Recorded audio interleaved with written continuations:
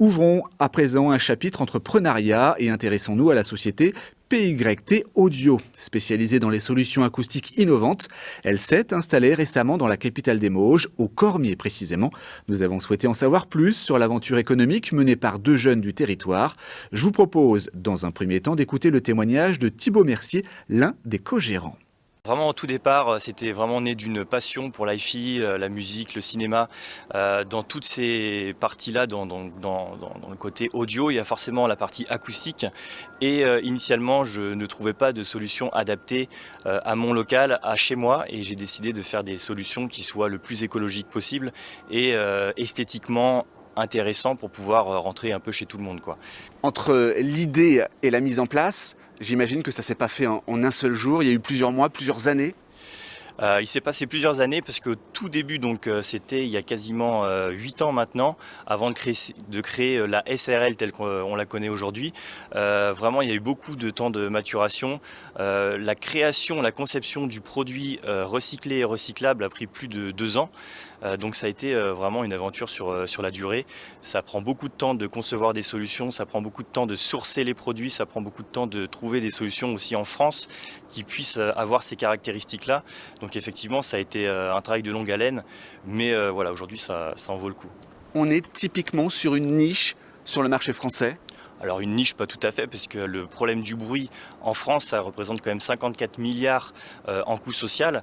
Il y a énormément d'entreprises qui ont besoin de traitements acoustiques pour améliorer le confort de leurs usagers, de leurs clients, pour améliorer le confort aussi des gens qui vont travailler pour eux, puisque ça permet d'éviter des problèmes de stress, de travailler dans des conditions correctes, et donc forcément d'améliorer les performances, d'améliorer aussi le ressenti client lorsque par exemple il s'agit de restaurants. Donc c'est vraiment très important. Et, le traitement acoustique, c'est pas vraiment une niche, c'est quelque chose qu'on ne connaît pas parce qu'on n'est pas forcément dans ce milieu à la base, mais c'est extrêmement important aujourd'hui comme problématique en France pour les sociétés et même pour les particuliers qui aujourd'hui ont une volonté de faire des maisons peut-être plus épurées, plus grandes, plus volumineuses et qui sont moins meublées qu'à une certaine époque, et donc il y a plus de problèmes acoustiques. Donc tous ces paramètres en fait qui sont les problèmes d'aujourd'hui font qu'on a besoin de traitements acoustiques. Ce qui est intéressant dans cette aventure et ce qui n'est pas dit dans cette interview, c'est que le duo a pu bénéficier du soutien d'un chef d'entreprise, en l'occurrence Frédéric Pacreau du groupe ICI, spécialiste des métiers de l'image. C'est ce dernier qui leur a proposé de leur octroyer une partie de ses locaux. Alors pourquoi ce geste d'entraide, me direz-vous? C'est ce que nous lui avons demandé. Le hasard des rencontres a fait qu'on a pu rencontrer un soir autour d'une bière Dany et Thibaut. La soirée était sympathique et puis ils m'ont expliqué leur projet et je m'y suis intéressé très rapidement. Les choses se sont faites naturellement très vite et l'objectif était de permettre à Dany et Thibaut de faire exister leur projet. Puisqu'à la base, ils étaient implantés sur Mortagne-sur-Sèvre ? D'après ce que j'avais compris, Mortagne-sur-Sèvre, dans les locaux personnels, le sous-sol de la maison, enfin des conditions très difficiles. Et puis une autre partie de leur activité sur une autre entreprise qui leur laissait peu de liberté dans le développement de l'entreprise.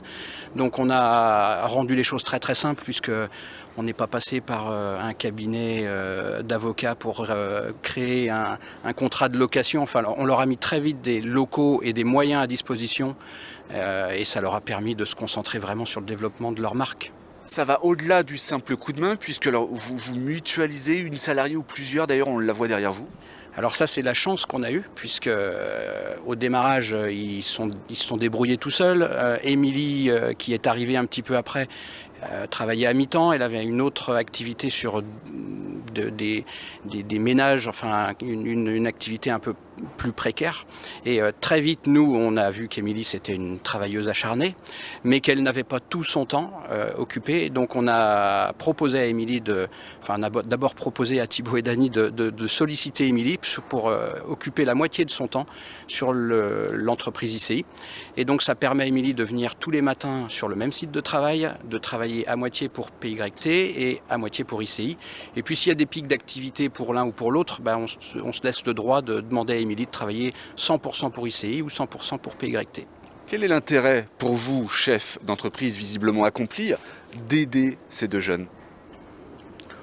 Parce que des jeunes engagés sont souvent face à des difficultés, notamment pour monter des accords avec les banques, c'est plus compliqué. Pour louer des locaux, ils n'ont pas d'ancienneté, donc ils n'ont pas de crédibilité auprès de certains loueurs, c'est plus difficile.